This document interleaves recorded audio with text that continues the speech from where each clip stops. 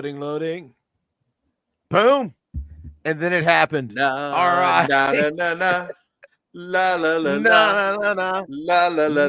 na, Yeah, na, yeah, yeah, yeah, na, yeah, na, yeah, na, yeah, na, yeah. La la la la. Honestly, yeah. I don't know. There's a lot of differences, obviously, from season 1 to 2. A lot of things were not quite as good for me going from season 1 to season 2. And that song was one of those things that when I first saw the intro for season 2, I was like, are you freaking kidding me? Like, this is a downgrade from the season 1 intro. I loved it. I'm not gonna lie. Like, it grew on me over the season. The song, like it did. It was one of those, like, I'm with you, Jonathan. The first time I'm like, he's picking her up and twisting her around and wearing real clothes. What is this? You know? Yeah. And then, like, about the fourth time, I was just like, okay, la la la la la la la, you know. And so anyway, I told Dan, like, last week, I actually, like, went back and found the song on YouTube and played it on loop in my car while I was driving. So yeah. Yeah. It grew on me too. At first I was like, this is not as good, because that "Do You Really Want to Taste It" was like that rock. Yeah, that was awesome. It was like, but this one, it's an acquired taste. I would say, like it grows on you. And it did kind of fit the tone. The band at the end of the series tonight didn't help. Like, they were just so weird looking, and it just, I don't know. Where does James Gunn find these bands, man? I don't know, man. That very much looked like a Queen cover band. Like, that's what it looked like to me. It looked like a Queen cover band, and he just said, play this song or act like you're playing this song. But welcome to Nerd Champs, folks. We never said that, but welcome very much. We are live, and we are reviewing the finale that just concluded, boom, of Peacemaker season 2. We are early for being late. This was scheduled for 10, and then the run time was much longer, so we pushed it back. But then that was just because of behind the scenes stuff at the end. Yeah. So now we pushed it back, and now we're early than when we pushed. So we're here. Did you Jonathan watch is with us. What's that? Did you watch the behind the scenes, Dan? I didn't watch it. I did. I went ahead and watched it because I waited until I'm not gonna lie. I waited until the post credits were over, and then I was done. So that John and I have been here for 10 minutes. So okay. No, I went ahead and watched it. We had back. I'll give the last line of the behind the scenes thing. James Gunn said, "So I have left Peacemaker stranded in Salvation, and that will be very important to the future of the DCU going forward." That's the final line of the behind the scenes thing. So just to, and I've heard, have you guys seen the stuff? They're saying there might not be a season 3. So whatever happens, that's what John and I were talking about. So yeah, well, something tells me we'll get into that, but yeah, there's a lot of possibilities when you got a universe that's this vast. So we'll see. But yeah. But now one thing I do want to ask you guys, Jonathan, are you proud of your freckles? Look, there's a lot of funny humor in this show that worked well, just like season 1, but honestly, everything was a little bit of a slight downgrade for me for going from season 1 to season 2. Season 1 was phenomenal to me. I had season 1 like at an 8.5. It was like my third all-time superhero show ever, right under Daredevil and The Boys, I think. But there was a lot of things, and I guess we can wait to get into some of those details if that's what you guys want to do.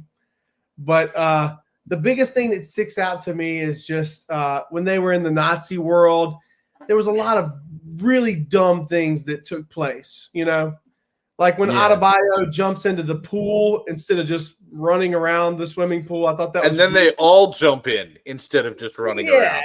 Just some really dumb, like dumb blonde moments when it came to the writing, I felt like. Yeah. Yeah, And like she was being tracked by dogs. Yeah, they had to lose the scent. Yeah, and people in interviews or James Gunn in interviews is saying like, I didn't pull any punches. That's BS. You know, if you were really in the Nazi world, they would be saying the N word. Like there would be some really like abrasive things to our culture, you know. And then what really got me the most on that episode was when she said, you know, this world is really not that different from our own world, which is bullshit. You know, you literally have nonsense chasing black people in the street, you know, like, so there were some things that I had some problems. I feel like there was a message trying to be pushed, which is not out of the ordinary for these days, but overall the show was still solid. Mm-hmm. It was well, we'll get into the comments. We'll get into the whole season. We'll get into this episode. Did you have anything you wanted to throw out before we get into the comments, Tim? No, let's just. I think we're going to get steered by comments, so let's just go ahead and dive right in. John, overall, Jon Snow does nothing like season 1 better, and I think Jonathan is on that page. Tim, where are you going to rank the seasons? Yeah, I mean, I'll echo that sentiment. I think season 1 was better. I will say that season 2 is still above and beyond anything that we get from Disney right now. It's far away and better than anything recent we've got from Marvel or Star Wars. So it's not bad. That's the thing. It's not bad. I just like season 1 better.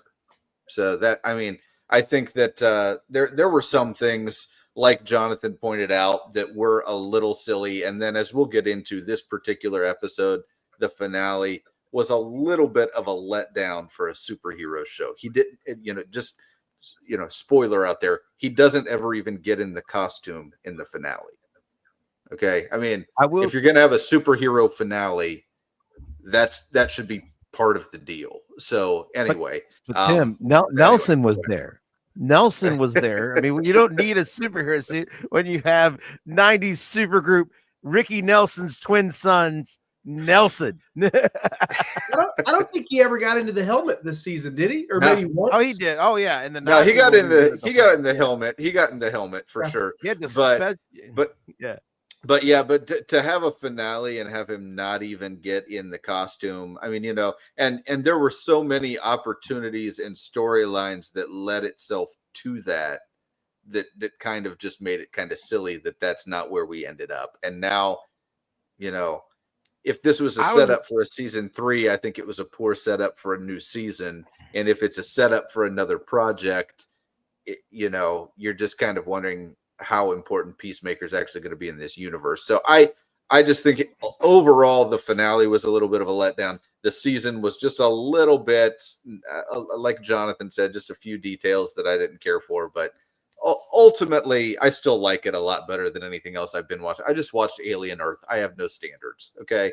So, I just watched like 6 weeks of Alien Earth. I have no standards. This is far and away better than that. It's not even close. It's not. They shouldn't even be on the same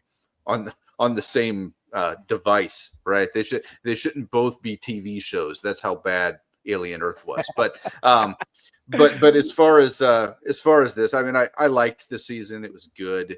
I would say good. I would give it a solid grade. I would give it like a 6 or something like that, which is way better than anything I've given Disney in a long time. So I was liking this episode. This season was tracking well for me. I was liking it. This episode did not stick the landing. I felt like I was let down by the conclusion of this storyline, and it kind of puts a damper on the whole season for me. The way it we can get more into the episode as a specific, but overarching, this conclusion just really took it way behind season 1 for me, where they were pretty neck and neck for me throughout until this episode. Not that I hated the episode, but it just, I don't know. It just didn't. Thug Dog wants to know if we think Cena is done with the character. We were just talking before we went online. Based on what James Gunn just said, I would say the answer is no. There's clearly future plans here, and Cena's clearly going to be a part of it. So I would say no. Yeah. And we'll get into the world building of all that later too. And DCU is greater than current MCU. Well, now that is definitely true. Yeah. Well, if you're What were you including Fantastic Four and Thunderbolts, it's a little more even to me. Yeah. When you're in that deep of a hole, two mediocre. But Ironheart is still in there, and I mean, there's a whole Ironheart is still in there, and a bunch of other ones are still in there. Ironheart is the most recent thing. Count as recent. So I would say right now the DCU has the massive edge. It depends on your definition of recent, but yeah, if you're talking beyond. I think the DCU is just a blank slate. That's the thing. The DCU is just a blank slate still. Yes, we've seen Superman. Yes, we've seen Peacemaker. Yes, we've seen Creature Commandos. But that's three things, man. That's all that we've seen. We've seen three, and they were all solid. And they were all good. You know what I mean? I worry that James Gunn is going to try to be too heavily involved in a lot of these projects. It feels like he is. Yeah, it feels like he is already. I mean, that's not necessarily a bad thing, like on the surface, but when you really like take a step back and think about it, he cannot do that. It's just too much.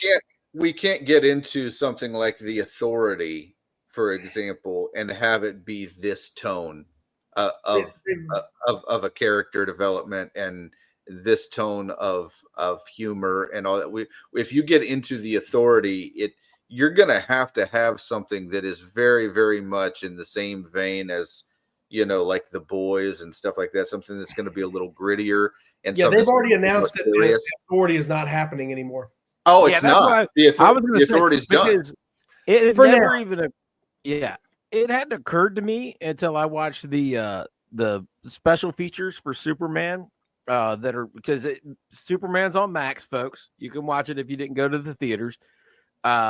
And I didn't watch the movie again, but they have special features, just like if you'd bought the DVD or on Max. And I watched the special features, and I've never really read The Authority. It's not a storyline that I'm super steeped in, but they already used the name. Like Ultraman is the name of the Authority's Superman leader, and that's what they were calling the Superman clone in the Superman movie. So they've already burned the name Ultraman. So I was wondering, how do you do The Authority when the main character of The Authority is a version of Ultraman, and you've already burned that name in this universe? So it tracks. Well, and actually it kind of makes a lot more sense now that John brought that up, because James Gunn kind of feels like he's got a tone that he wants this universe to go. And that was the one project I think everybody pointed to and said, that doesn't fit. So it makes me wonder if he's going to try to keep the same humorous tone throughout everything now, because I do think that the Lantern series is going to be very much in this vein for sure. And I think that we're going to get a lot of other projects that are going to Booster Gold, obviously going to be one of those. So, I'm very much, the fact that The Authority isn't going to be in the series. Now I'm just wondering where the seriousness is going to be. Are we going to have to wait till Brave and the Bold to get something serious? I mean, Clayface is coming. And I've actually heard from little birdies that the Green Lantern show is going to be a little more on the serious side, but we don't know. That's just speculation. That's just what I've heard from a source, but we'll see when it comes out. That's pretty close to being out, right? This year, next year. Yeah, now, I'll say, and I ask if you guys feel the same, despite the fact that it's all very interconnected so far, and it's all James Gunn, Creature Commandos, the Suicide Squad, Superman, Peacemaker. It's 100% James Gunn so far. Even though it's all coming from the same guy, I'm already starting to feel like I'm getting inconsistencies in character motivation and characterization across these. Because the Rick Flag in this show, I mean, he does feel like the same as he did in Superman, but that doesn't feel like the same Rick Flag that we had in Creature Commandos. Not at all. Yeah. Right.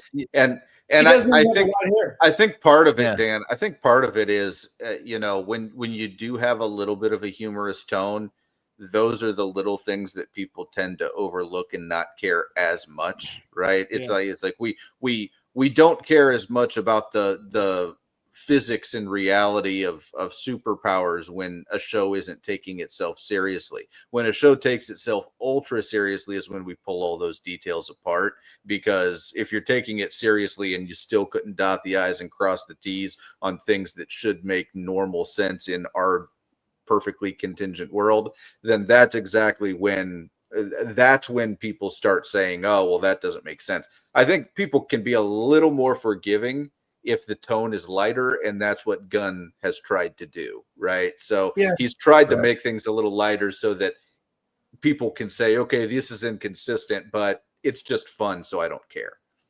Also, did you guys buy? Go ahead. Did you guys buy into the heel turn of Rick Flag? I that's part of what left me cold on this episode.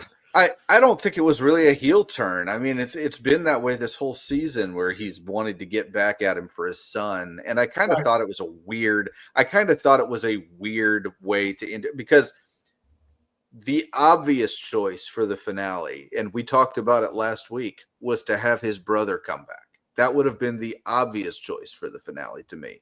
Put him in the costume, put the brother in the costume, have them have some epic match somewhere, and it would have been awesome. But they didn't go with that. Instead, they went with this Rick Flag story, which they had set up several episodes earlier, and it didn't really do anything. I mean, all the people that Rick Flag sacrificed in this whole thing so that he could get revenge for his son, it doesn't feel like anything that would have been greenlit by the government. You know, it doesn't feel like anything that Amanda Waller would have said, yeah, Rick, those people keep dying, but keep going in those doors. You know, I just don't understand what they, once again, you know, it's lighthearted show, so we can kind of get away with some of that, but this wasn't a very lighthearted episode.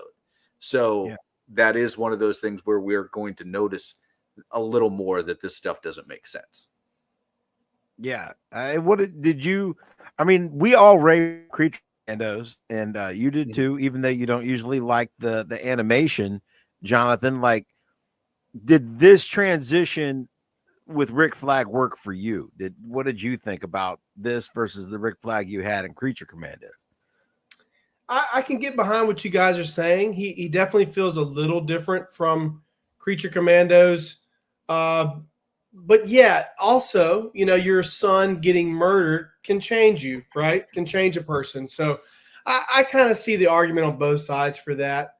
But going back to what you guys are talking about with the continuity and things like that, even James Gunn in interviews, which we know eventually other people are going to start directing films in the DCU, but you know, the next film or project that we know of now that's going to be James Gunn directing again is Man of Tomorrow. That's 2027.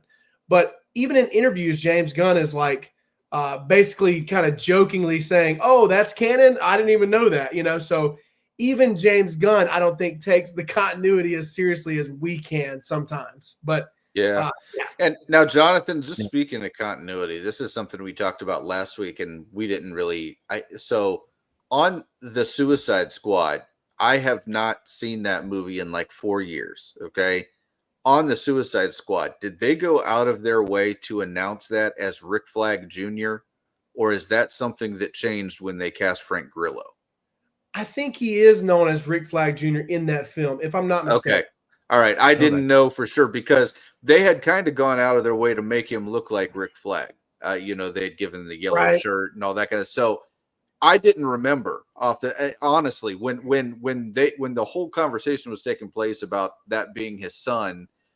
I mean, obviously they changed things previously in the DCU, so we didn't really know. So I don't remember. Honestly, I don't remember. And that's something that I'm going to have to probably go back and watch the movie just to find out. But yeah, I don't remember if they introduced him as Rick Flag Jr. or if they just changed that because of Frank Grillo. I don't know. So yeah. Yeah. I see the whole thing. I was hoping to find a deeper meaning for Rick Flag. Maybe he did have an altruistic motive. I mean, he's mad at Peacemaker, but the idea that this whole thing is just to find some dimension that he could dump him in for revenge for his son, and it was a bit much for me. That one was a bit much, and the idea that 100% of his anger is directed at Peacemaker, and he seems to have Not absolutely no animosity for Amanda Waller, just doesn't track. That doesn't. And Waller's still his boss. Like, what he still works for her. Like, I mean, wouldn't you just be like, no. She got drummed out. That's why he's in charge of Argus. Yeah. Okay. In season 1, she was out of the picture. Gotcha. Right. Ads because Adebayo told on her to everybody. That's right. Okay, so she got But still, you would think, since she's supposedly out now, she's probably pulling the strings of some other organization or whatever. But like, you would think he would be whole hog going after her as well. But the fact that he isn't just doesn't track. Barry on the slow, the flashback at the beginning, yay or nay? So what do we think? The whole episode to me was a nay. So of course the flashback stuff I wasn't a huge fan of. That's just wasted time for me in this episode. I feel like they hinted at that night with Harcourt and him several times throughout the season that we all had a picture of what went on. We did not need to actually see it. Okay. We didn't need to actually see what happened that night. We all kind of had an idea of it. It was just wasted time that they could have been doing action superhero stuff. That's, for me, I didn't care for it. Jonathan, what did you think? Yeah, I didn't mind it. I just feel like Tim's saying, I mean, it felt like there was just a lot of unnecessary, and also a big problem that I had going into this finale. I had heard somewhere on the internet that James Gunn had said that there was going to be a really big cameo in this episode. So me on the edge of my seat the whole time, just waiting for this cameo. And I think that I had heard that it wasn't going to be Superman, but it was going to be something almost on the same caliber of that. So not getting that cameo was a huge blow to my expectations. But yeah, as far as the flashback, I mean, like Tim said, the whole episode was a bit of a letdown. Very low on action, which isn't always a bad thing. But when you're a superhero show, you kind of expect that in the finale a little more, Now, are you trying to tell me that Nelson is not up there with Superman on your cameo list? Come on. It's a pretty huge rock band, I know. Yeah, you got Foxy Shazam on top of Nelson, okay? So, boom. It's bigger than Kiss. Bigger than Kiss and Rolling Stones rolled into one. Yeah, you wanted the best. You got the best. Foxy Shazam. But I liked the flashback. I did, because it subverted our expectations, because the expectations is that they got drunk and slept with each other. That was, I mean, I don't know. When they talked about it all season, I assumed that's what it was.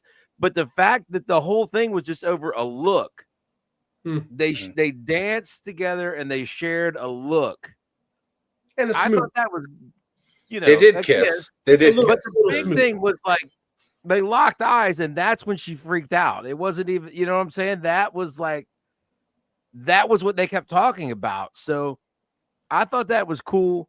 My problems with this episode, and maybe we'll get into it deeper, we're usually James Gunn is great at this, even though there's a lot of lighthearted comedy. When it gets serious, he's able to do the pathos. He's able to make you care. I mean, I cried about a space otter with robot arms. Okay. I'm not ashamed to admit it. You know what I'm saying? And her friend, the raccoon that steals things, that I had built all these emotions up over 3 movies. You know what I'm saying? So that was, he can usually get the emotions out of that.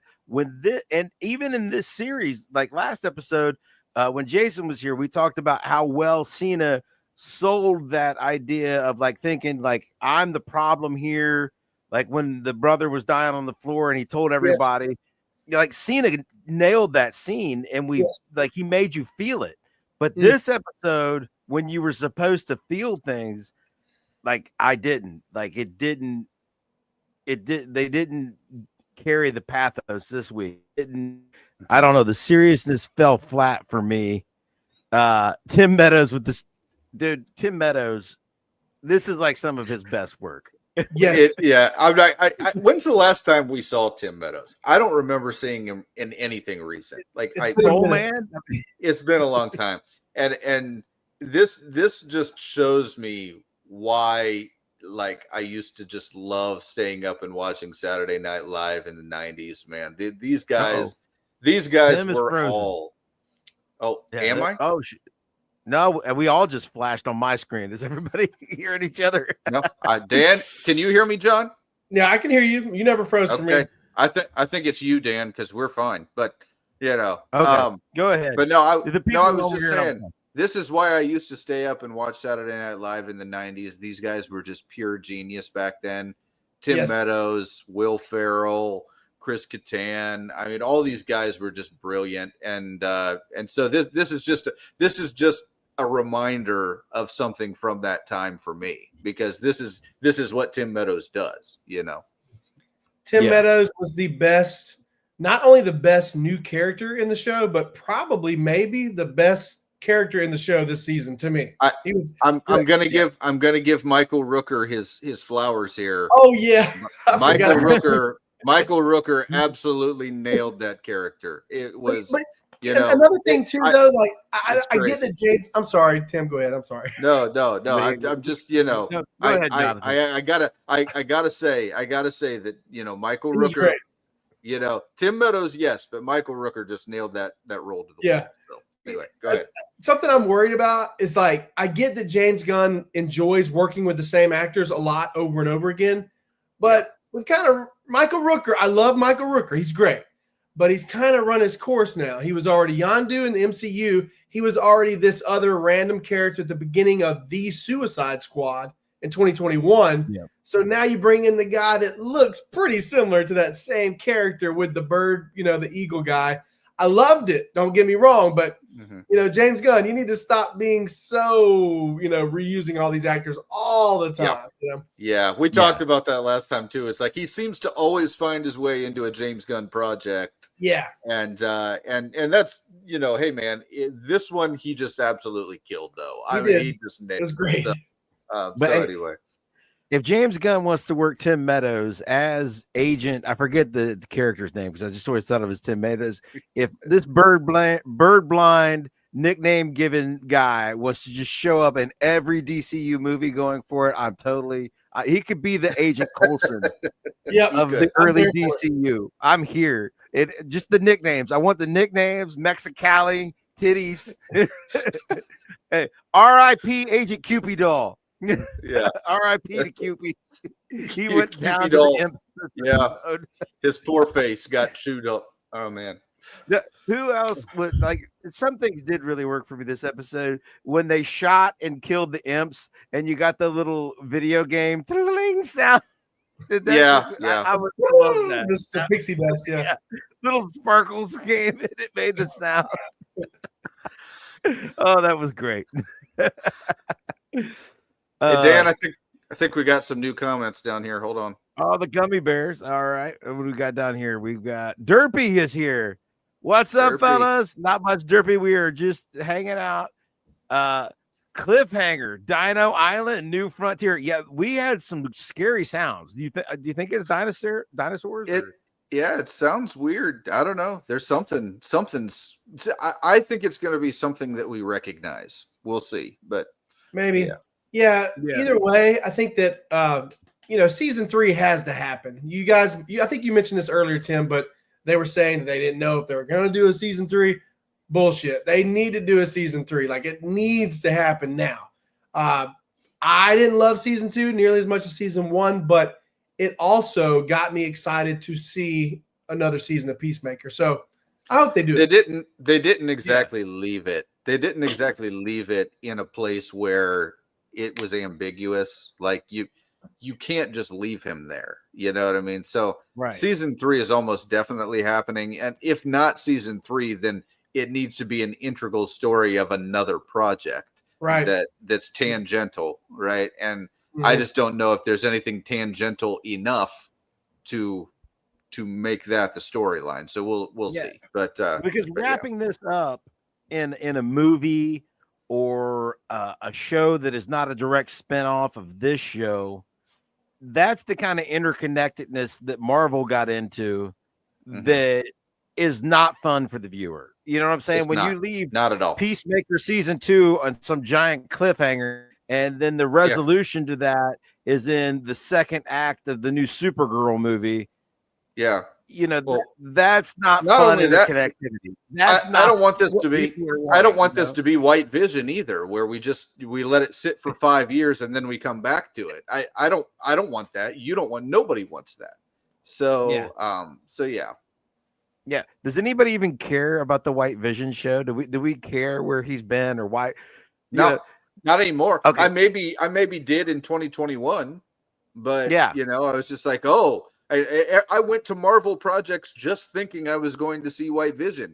I've done that for 5 years and I don't care anymore, guys. I mean, Jonathan, do you care about the White Vision show? If anybody cares, it's you.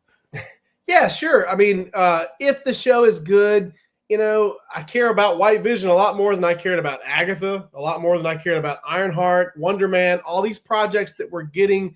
And Wonder Man's one of those holdovers from that old Chapek era. But because just like Ironheart, Wonder Man was on the shelf for a couple years before they decided to finally. I think we polished this turd about as much as we can. Let's just get it out there.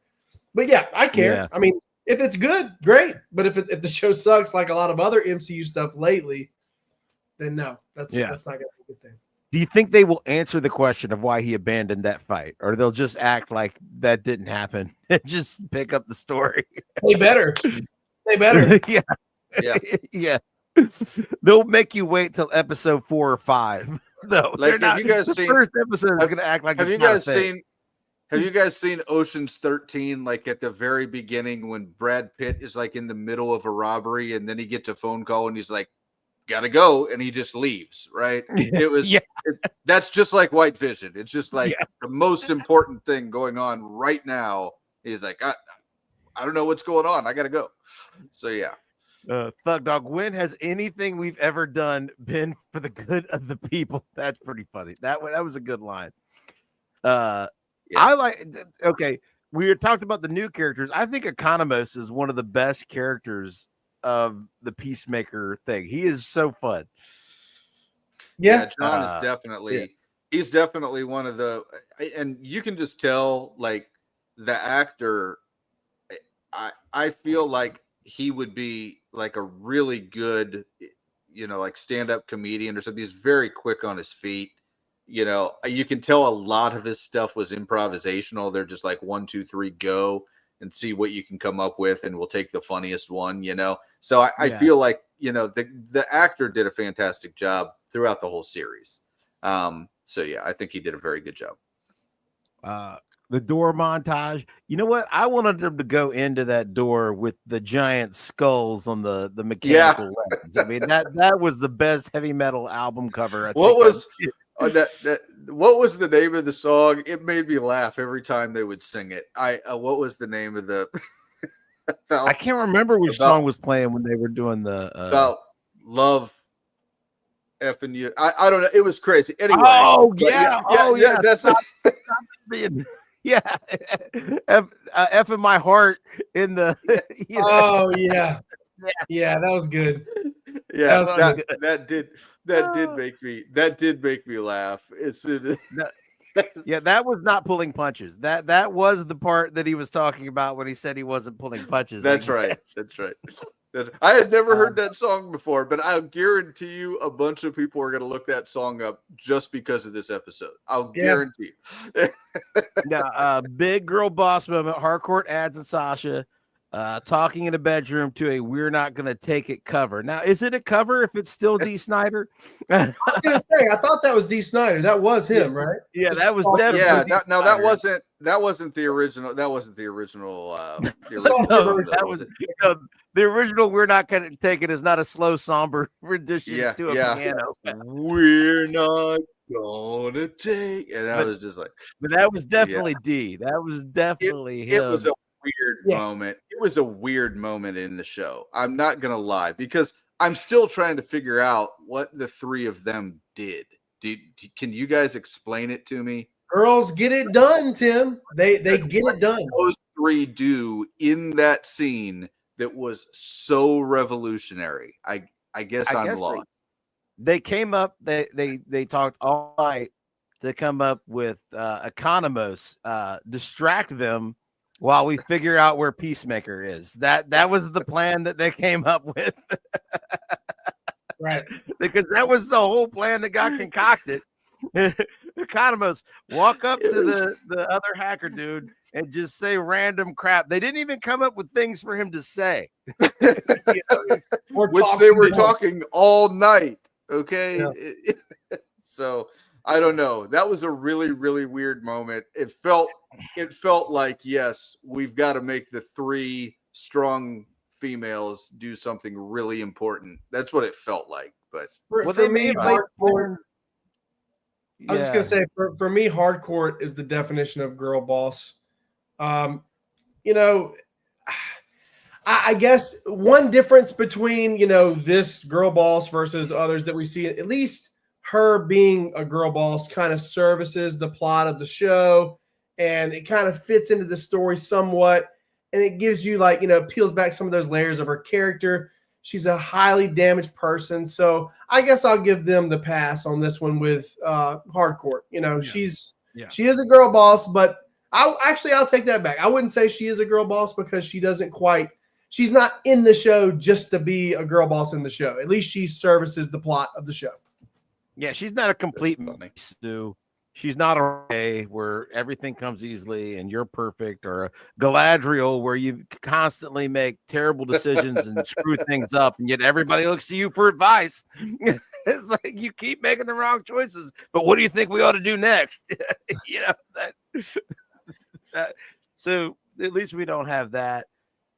They may have laid the groundwork for Checkmate. I guess they said Ads has ideas, and I think Tim had complained about Ads. Adebayo, I don't know. Vigilante Adebayo will yell at me. Adebayo. Vigilante's going to yell at me because I can't get her name right, just like his mom. It's too complicated for me. Maybe I can call her Lee too. Anyway, she is a weak point for Tim, and I had not considered her that much of a weak point until this week, man. Like the seriousness of the episode, all of the heavy emotional moments were played on her shoulders. The big speech to Peacemaker about how he's a special person, pulling everybody together. The interlude where she broke up with her wife, like as if we needed that. Like, did we talk about wasted time? My biggest problem with Adebayo from the beginning, and this is a more lighthearted show, but from the very beginning, even in season 1, she is not a capable enough person to be on this team. And there's nobody who realistically believes that she would have been. And that's the biggest problem that I have. Okay. The biggest problem that I have is they took an aspiring pet store owner and tried to turn her into a crime fighter and wanted us all to buy it just because she was a strong Black woman. That's the only reason they did it. And honestly, I haven't bought it from the very beginning. They've made her the number 2 on a show where she should be about number 6 or 7. And that's the main issue I have with the show. She really has too big of a role for what her actual function is within the group. That's just it drives me nuts. And I get it. It's a lighthearted show. And she was a lot of the lighthearted moments, especially in season 1. But by season 2, it's time to pull her role back and put some of these other characters forward, in my opinion. You know what I mean? Why does she have a bigger role than Vigilante? He's much funnier and much more capable than she is. It doesn't make any sense. So I don't know. What is your take on Adebayo, Jonathan? How have you felt about her? She probably is there just to service the DEI checkbox, but at the end of the season, I kind of felt like, okay, well, maybe that's because she didn't really have much to do at all this season. So I guess you could say at least they gave her something to do other than running from Nazis and jumping into a swimming pool. So Play Scrabble. Yeah, playing Scrabble, and saying that world is not very different than ours. So yeah, whatever. It's. I agree with you to an extent, Tim. I mean, it's not a character that I'm just amped about. It's probably my least favorite character amongst the 11th Street kids. Yeah, me too. Yeah. Me too. I thought she worked very well in season 1. I thought because the whole point of her was to be fish out of water. Yeah, she was the POV character. She's the regular character. person. Yeah. Yeah, she was the one for you to relate to in this world of craziness. They still didn't give any realistic story for her being there, though, other than being Waller's daughter. That's not a realistic enough. Waller wouldn't take her aspiring pet store owner, daughter and just say, get out there and go fight crime. It doesn't make any sense. Well, no, it doesn't make any sense. That's not what she was there for in season 1. In season 1, Waller had there to spy on everybody else because she needed somebody she could trust to rat out on everybody else that was there. So, again, I thought she worked well in season 1. She was a fish out of water. She was your POV. You know what I'm saying? Like she's there so that she, like all these other, Harcourt can't react big to the crazy crap that's going on. Peacemaker can't have a big reaction to the crazy crap because he is the crazy crap. You know what I'm saying? Like he is the crazy, so he can't react to it. You need somebody on screen to be like, oh my God, what is wrong with you people? You know what I'm saying? Maybe Economos could be that, but yeah. I don't know.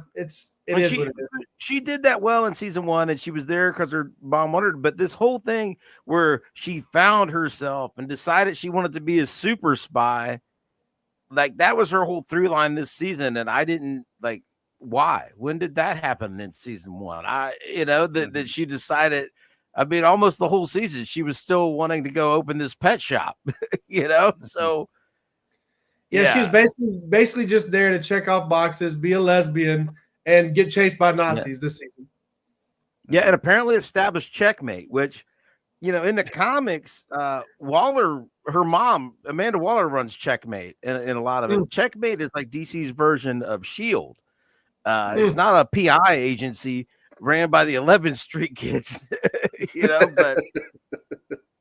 but okay, I guess the DCU, that's what Checkmate is. But let's see. Spider Milk. Tim Meadows. Once again, national treasure, Tim Meadows. We'll just leave it at that. Yeah. Being the first prisoner sets up a great storyline for another season, if we get it. What go ahead. I was just gonna say, yeah, agreed. I mean, that's a great place to leave us like wanting more. But like we talked about already, this season didn't really do anything to give us a satisfying conclusion in the way that we know James Gunn can. And really every other DC show that we've gotten lately, Penguin, I mean, there's been a lot of really satisfying conclusions in this world. And even though Penguin is not, it's a separate universe, but I don't know. We just could have gotten more. We could have gotten more. It's intriguing where they left us, and I'm excited to see season 3. But this us being now, if I was binging this 5 years from now, I would be super hyped to start season 3 right now. But I think season 1 they ended with the idea that it might not be continued in the DCU. We want to go ahead and see what's going on with all that first, kind of leave it open-ended. Maybe this is the conclusion of the character, maybe it's not. All that kind of stuff. And then season 2, it's very, very clear they have continuing plans for the character, not just because James Gunn made that statement, but also just the story. You don't leave a story open-ended for the main protagonist of the series like this. You just don't do that. So anyway, did you remove Jonathan from the stage? You kicked him off? Jonathan, I think, removed himself. He had to go. Okay. Sabbatical. I was going to say, did he say something? Did he do something? No. Did he do something that you didn't like, Dan? What's going on? I could see him off screen there. He stepped away for a moment. But yeah, I mean, I think that's the main difference between season 1 and season 2. I think that they didn't know whether or not we were going to get another season. They didn't know whether or not there was going to be any kind of continuity there. So, and there were continuity changes that they had to make. That's why they did the previously in the DCU thing. So this is, to me, the fact that they're setting this up means that that's good that they have those future plans and that they are kind of planning, 3-4 steps ahead. What I really don't want is for James Gunn to think that this late phase Marvel thing where you introduce something and then you don't go back to it for several years is something that's going to play. That's been the destruction of the MCU, in my opinion. We've got post-credit stuff that we never went back to. We've got the end of characters or characters leaving that we never got to see again for years, and we still haven't seen some of them. This is kind of going to be the main issue: is how quickly does James Gunn address this stuff? Because if he thinks that it's something that he can just promise us down the line and think that because he's got a studio that's willing to pour enough money down the rat hole to get us several projects in between, that's going to keep our attention, it's really not. The MCU made that mistake, and I really hope James Gunn doesn't do it here. I hope he gets to this soon, because if he doesn't get to it soon, I don't know that I have the patience for it, number one, and I don't know that WB has the budget to get through the fans' patience. That's number two, because this universe is not doing well financially. I think we all understand that. It's not doing as well as it should have with Superman, and I know that all the streaming stuff is really hard to quantify as far as how much money it makes. So they really, really, really need to keep the fans intrigued if they want people to keep coming to these projects. And so this is just one of those things I think they really need to keep. They need to do all this stuff very, very quickly. How deeply committed is Paramount because Paramount's putting a bid together to buy Warner Brothers. So that's a big shakeup. If Paramount buys Warner Brothers, is Paramount committed to carrying this through? Exactly.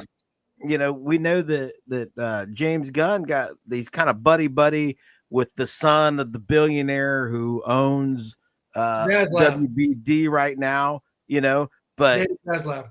Yeah. So if Zaslav gets bought out by Paramount, is James going to be able to network his way into the friendship circle of the cabal of people that run Paramount? If Paramount doesn't continue the DCU and they don't know about the history of the DCEU, then they're idiots and they're doomed to fail before they begin. Now, with that being said, they might not know. Some of those upper echelon executives might not know. But that would be terrible. I'm a little concerned about that purchase, honestly, if it goes through, if it happens. Yeah, but I think it could be really. I think it could actually be really good for the universe. I'll say I think it could be really good for the universe, because right now Warner Brothers operating with total assets of like $98 billion. Okay. That sounds like a lot of money, but that's less than half the assets that we're operating at with Disney, which allows a lot more room for error when we have an underwhelming project. It allows a lot more room for error when you're dealing with twice the assets. And I think the Paramount acquisition could actually do that, where it allows a little more room for error. So if you have an underwhelming project like we just had with Superman, and not breaking 600 million was failure. It's just what it is. It was failure. And so I feel like they need to make sure that they've got somebody with more solid assets than just Warner Brothers. That's the way I feel about it. But back to Peacemaker, James Gunn, he had decided that he wanted to end this season with Peacemaker on this dimensional planet of salvation, the prison world. What's that? Superman did cross 600 million barely.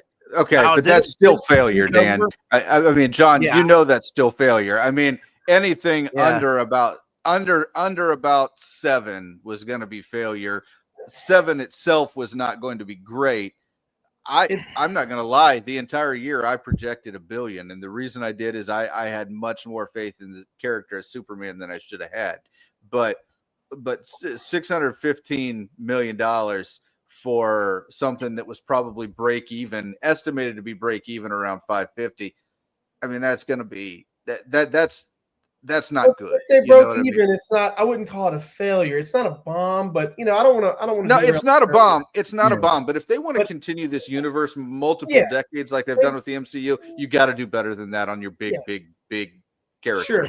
And that's the main issue. And we don't know what the actual budget was either. And then also we don't know what the VOD numbers are. Supposedly, according to Warner Brothers, they're very, very good. It reminds me of Trump. It reminds me of Trump. That's why they're looking to sell, right? They're looking to sell because they did so great. And so it reminds me of Trump saying, "Hey, our VOD numbers are very, very good. I'm telling you, they're very, very good." Very good. Yeah. So anyway, Peacemaker. We got off on a thing there, but honestly, these things, streaming is a shell game for Hollywood. I think it's a Ponzi scheme. It is. There's no real profits there. And it's a stock market Ponzi scheme. The studios are trying to do a .com bubble stock sell on streaming profits. There are no profits. There are they sell the advertisers like it's Bitcoin. You're dead on, Dan. That's exactly it. They have sold the advertisers the Golden Gate Bridge. It's ridiculous. They ruined cable to give us back cable. in a worse version. Now you can't just buy basic cable for like $50 or $60. You have to buy every individual channel on basic cable for $5 or $6 a month a piece for each one. Or you more than that, Dan. We're talking $15, $20, $25 a pop now. Yeah. Well, some of them are cheap. Some of them are like 17. I think some of them are still 4, 5, and 7. But like the average. The Black Friday specials are coming up, guys. The Black Friday specials are coming up. And you know what? With cable, you could just lock in your price and like flip around and find some stuff. And now you got to play these subscription games of like, okay, I'm going to wait till the 3 shows that I like all finish their season so that I can get the Black Friday thing, and then I can subscribe for 3 months and I'll binge all 3 of those shows that are on that service. Dude, this is, and to get the good price, now you have to watch commercials. We're back to like basic cable from the 90s and we're paying more for it. This is pre-TiVo, this is pre-DVR cable that we're paying out the butt for and spending like 20 hours a week trying to plan which subscriptions I'm going to do when. You can. I mean, you're going to be forced to watch those commercials unless you do like me, like idiot me, and spend $20 a month or $25 a month. I mean, these plans are going up monthly. Some of them, I just got an email from Netflix saying that my plan went up $3 a month. Amazon. I mean, all these streaming services are doing that because, like Tim said, they're starting to realize, oh crap, we need to make more money. This is not getting the money we thought it was. The eyes are not what they were promised, and that's the big thing. Okay, viewership is so hard to track on streaming, and on something like Max in particular, it's almost impossible because Max is not something that everybody wants to pay for. So it's very, very hard to track. We just talked about Alien Earth, and this just kind of tells you exactly where things stand. When we were doing Alien Earth, the premiere for Alien Earth was a cable premiere. All right. It was on FX. It was 10 p.m. because it was R-rated content, but it was on FX and it was like 500,000 viewers for the premiere. Okay. Well, what they do with streaming is they don't show you the viewers, they show you the view minutes. And that's what they use to try to sell all these advertisers. Look at all these people that are watching it's a bajillion minutes. And that's what they try to sell the advertisers. Well, then the advertisers are just like, oh, well, we got to get some of that. Our competition went ahead and bought 3 spots. We got to buy 3 spots. As 3 guys with YouTube channels, I'll let you know, you can buy minutes of watched content. You know what I'm saying? And if some guys like us can find some people to pay to like let something run on a screen, I'm sure companies like Warner Brothers and Disney can find some people to let a screen play a show. Exactly. They need to be more public with this information. They need to be completely transparent. But they'll never do that unless they have to. I don't know how the laws work when it comes to this kind of stuff, but it needs to be more transparent. And I don't know that it'll ever the will Ponzi be. scheme falls apart. Once they're transparent, the Ponzi scheme falls apart. Right. Yeah. But back to Peacemaker. My biggest problem with this last episode is that you can tell James Gunn started with the end in mind. He didn't start. I think he started this episode and not the season with this end in mind. I want to end the show with him on this salvation planet, wanting to get out. Yep. You know what I'm saying? And in this episode, we took what could have been like a half-season arc and condensed it to one impassioned Picard speech by ads and a montage of the opening theme song montage. And we went. I hated that, by the way. I hated that. That felt so unnecessary. You guys keep talking about we wasted time on this, wasted time on that. That was a effing waste. That whole little montage of the band, Freddie Mercury wannabe. I hated that. That was terrible. For a finale? We've had 2 seasons of Peacemaker pining after Harcourt. We've had a whole season now of ads trying to figure out what she's going to do with her life. We've had all these character relationships developing, and up until like the last few minutes of this episode, the whole season had ended with Peacemaker feeling like he's cursed and he's the problem and he just can't get it right, and maybe he needs to leave everybody alone and go away, right? And that's kind of a cliffhanger place to leave the end of this season, actually, if you do it right. Yeah. But and you could spend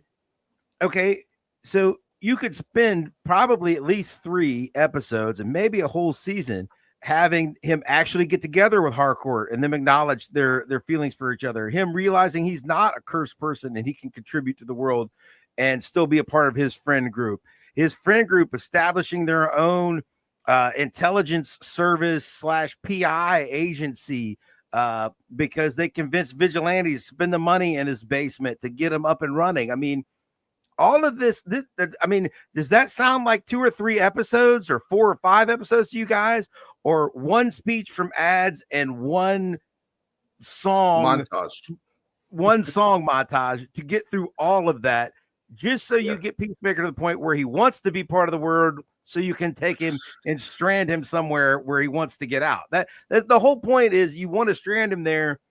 If he's still depressed when you strand him there, then he's going to be reserved. He's going to be resigned to it. He's going to feel fine. He probably would have actually. It's another reason the whole thing doesn't make sense. It just occurred to me. If he was in his cell before they managed to bail him out, which he had been for months and days because he was refusing their visits, if Flag had came to him and asked him to volunteer before he got bailed out when he was refusing their visits, he would have done it. He would have actually like that. And that could have been the actual cliffhanger. They could have just went and be like, we want you to volunteer to do this. He would have actually volunteered to do it because that's where his headspace was. I mean, it just, it almost kind of works for me in a way though, because he had already, he had been to that place, and I get what you're saying, Dan, but he had been to that place and he was like, screw it. I don't want to talk to anybody. I'm just cursed. But then the fact that he got out and then he gets put on the planet, I think in some ways makes it a little more intriguing.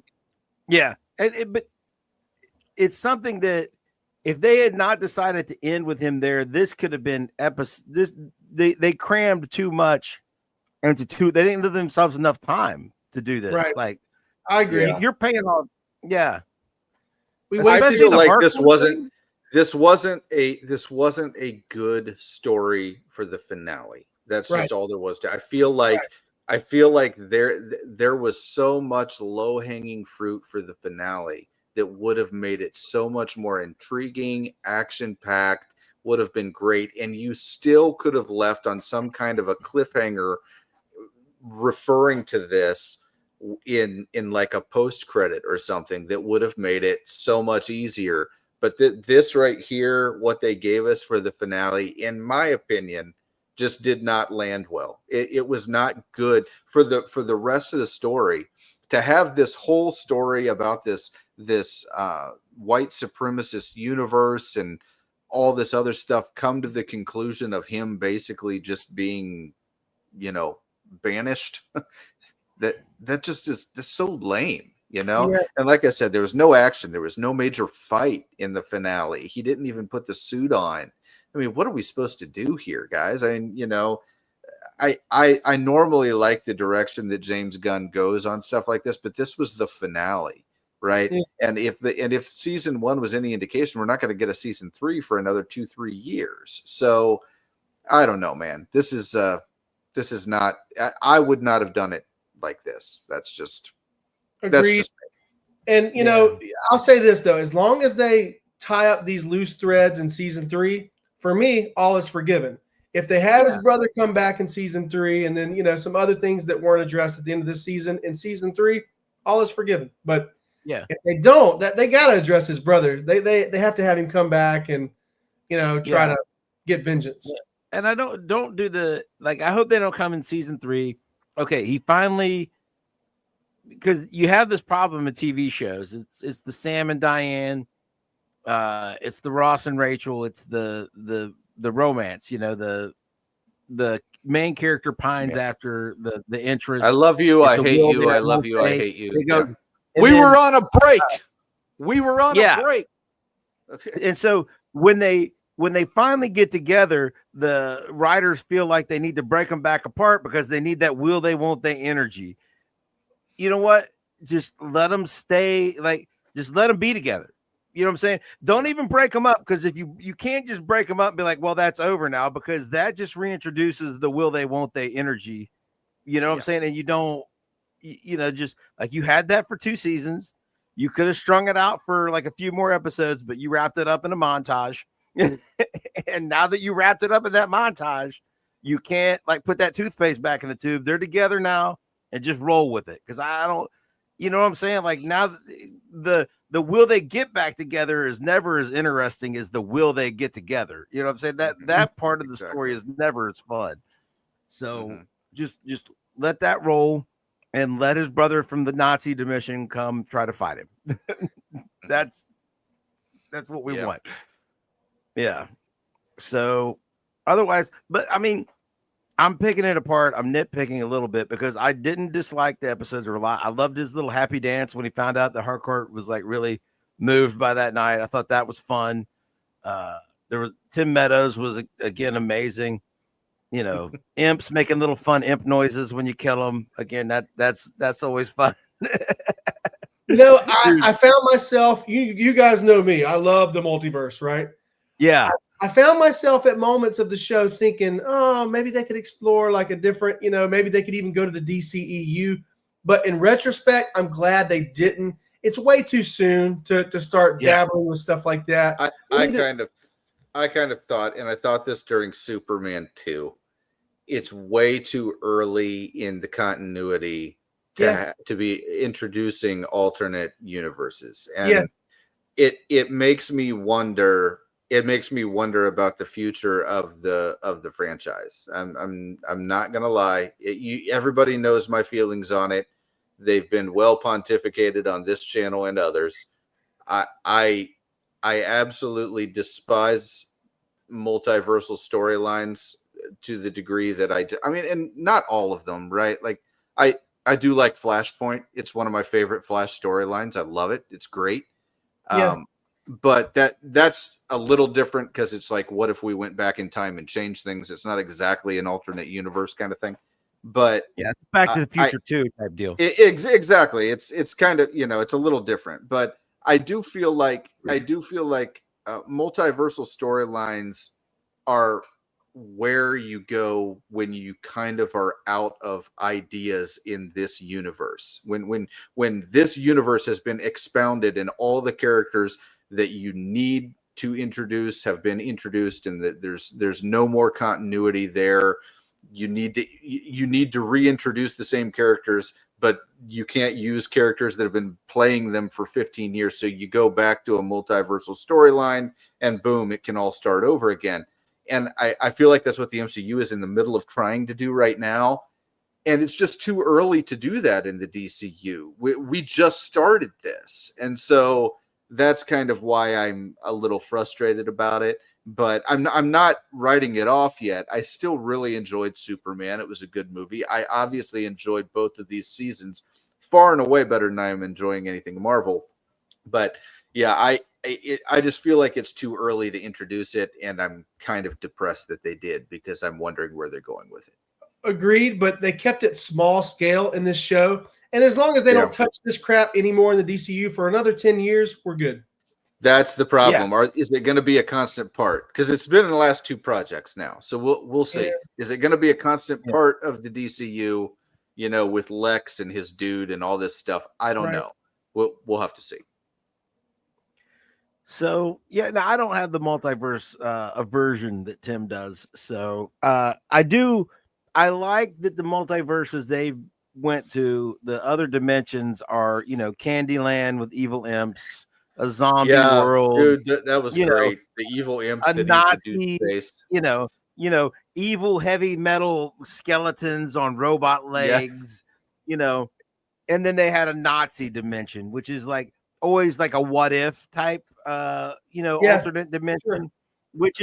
Which is different than having the same exact universe, only very slightly different, to where you have like 50 versions of the same exact character played by the same exact person doing all, to where there's no stakes anymore because you can always just go to another universe and steal the next, just like Multiverse of Madness with Wanda going around trying to kidnap other versions of her kids.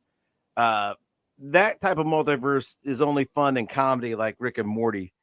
But this multiverse, all the dimensions are different enough that I think it's working.